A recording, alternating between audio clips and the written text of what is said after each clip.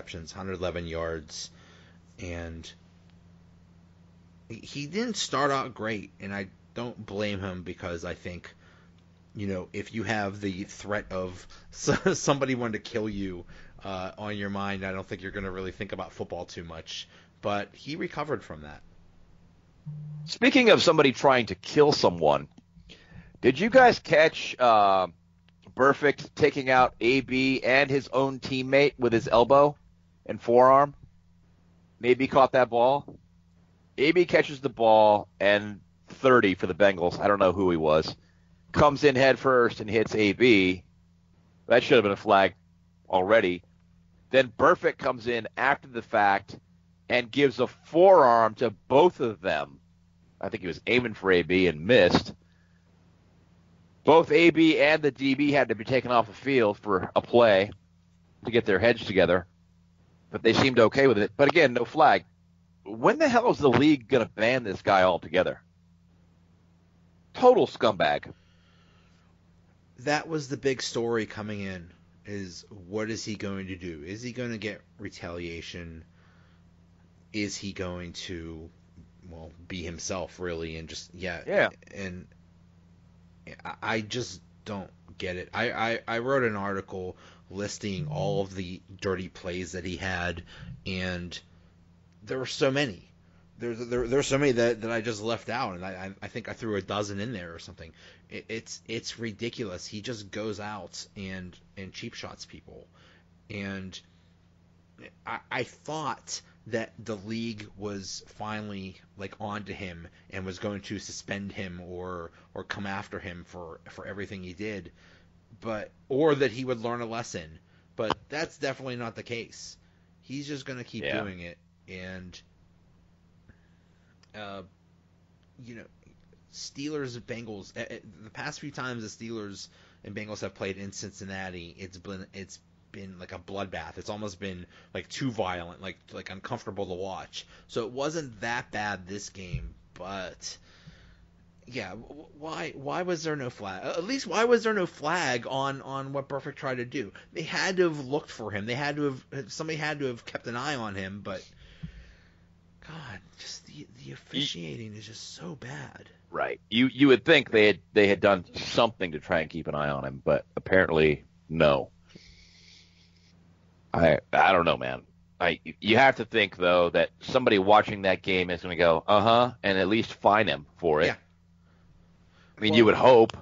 If you fine T.J. Watt for viciously tackling somebody's shoelaces, right? I think you could find somebody for actually trying to cause injury. You should. But my question is this. When does the league finally say, okay, enough is enough? We're going to give this guy a year off, and we're going to tell him that when he comes back, if he's the same kind of player, we're going to ban him for the rest of his life. When does that happen? Or do they secretly like this because it creates buzz and draws people in to watch the game? I mean, what do you guys think? That sounds about right. You think they like a villain? Basically, he's like in wrestling, the bad guy, the heel. So maybe they do like that. But I mean, really, there's been a precedent for all of this. What they're doing, or what they should be doing to Burfict, is exactly what they did to James Harrison years ago, when they decided maybe people shouldn't be getting killed with helmet-to-helmet hits. And I mean, they came after Harrison like every game he was getting fined like crazy. And I mean, it's like they were definitely targeting him, and he had to adjust his game. So I think Harrison actually was suspended at one point, and it ended up costing him a little over $200,000, $225,000. Between fines and suspensions at this point, Vontaze Burfict has lost over $4 million. $4 million he's lost. At this point, the guy isn't going to learn a lesson. Right. He is himself. He is who he is. You're not going to change him. Again, I wonder when the league doesn't say, for the good of the game, you're going to take some time off. It's, yeah, yeah. I mean, but if I'm another player or every other player, I'd be like, hey, why is this guy around? He's trying to kill me. He's trying to affect my livelihood, trying to take me out. Like why don't other players or maybe that's just the bro code. It's like, oh yeah, we'll settle this on the field. Maybe. I don't know. It's but uh, eventually he's going to play himself out of the league. Eventually he's going to do something stupid, and if he's not going to learn, then yeah, he's going to get suspensions. So I hope. yeah, I did love that Vance McDonald on that one reception, perfect, like jumped on him and and McDonald basically threw him off. I mean, there are a couple plays early in the game. Cincinnati just did not have an answer for Vance McDonald. That was amazing. Yeah, he was catching everything. And it was like consecutively too. There's like 2 drives in a row where it was just Ben to McDonald it seemed like every play, every pass play at least. And McDonald wouldn't give up. Didn't want to go down, stiff arming, make sure he got every yard he can. That's what you want to see. You want to see Ben spread it around and make sure that the defense is, keeps everybody on offense accountable. Yeah, I agree with you. You can't try to tackle Vance McDonald up high. That's idiotic. You'll get the stiff arm of doom.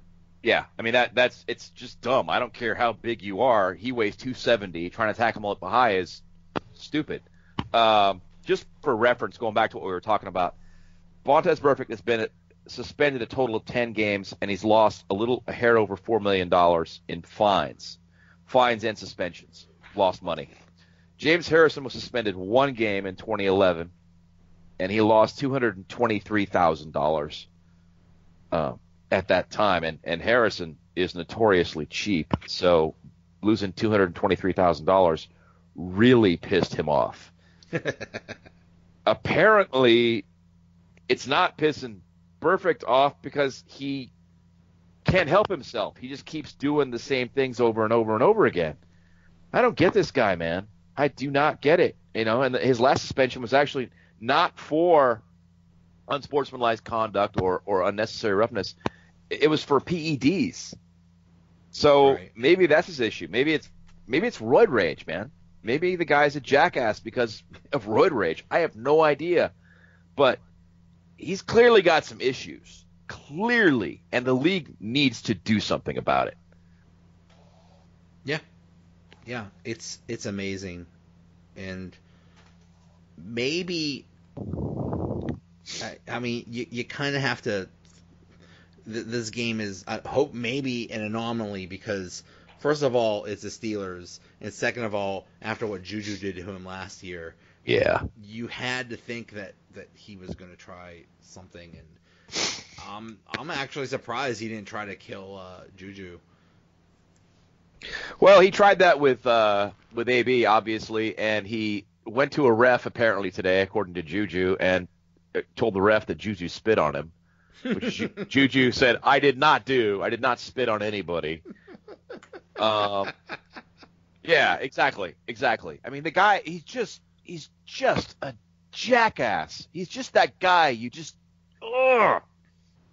People tell me, I've had Steelers fans tell me, yeah, you hate him because he's playing for the other team, but if he was a Steeler, you'd like him. No, I'd hate him then too. The guy is a jackass. I cannot stand him. If he played for my team, I'd be like, please get rid of him. He needs to go. He's just an idiot. In hockey, the equivalent of Burfict is Tom Tom Wilson. Wilson. Yeah. And he just got suspended for basically a quarter of the season. So, Which is nice. but that's nice, yeah. It gives extra time to drink urine. Exactly. But yeah, we'll see, and maybe if the league doesn't put a spotlight on him, maybe everyone else will, and shame the league into doing something. Who knows? I hope so, man. Yeah. But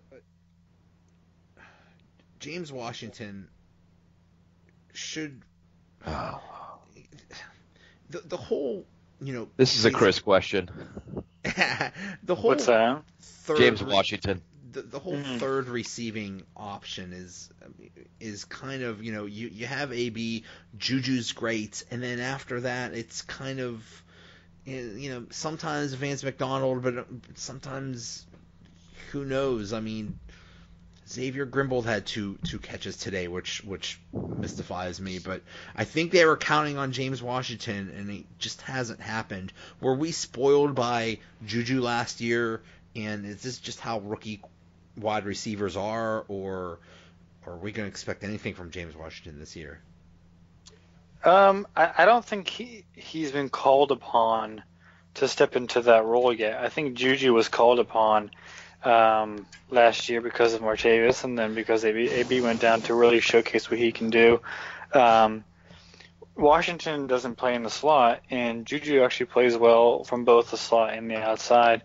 But it's rough. You saw on the I think the last drive it was that Justin Hunter was in there, and Washington wasn't, and that's not a good sign. But I think down the stretch he'll be okay.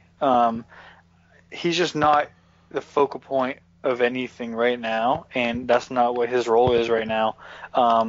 You could just call it a redshirt year. You can call it a learning year. You can call it really what you will. I wouldn't call it a disappointment. I mean, if AB wasn't around and we need someone to step up, or if Juju wasn't around, we needed a second guy, and he was in there logging snaps and wasn't doing much, then we can say he's a disappointment. But if he's not given the opportunity yet, then can't really say a huge disappointment, at least in my point of view. He was a second-round pick, but at the same time, I think it was more of a long haul pick, a guy that can come in and give you something over the top that it's missing with Martavis gone. But that's not really our game this year at all. On offense, is not throwing it deep. It could just a couple throws deep here and there to AB, but that's about it. Yeah, and when he does try to throw deep, it rarely goes well. So yeah, I mean, it'd be nice to get that part of the game clicking again, though, especially those deep sideline routes to AB.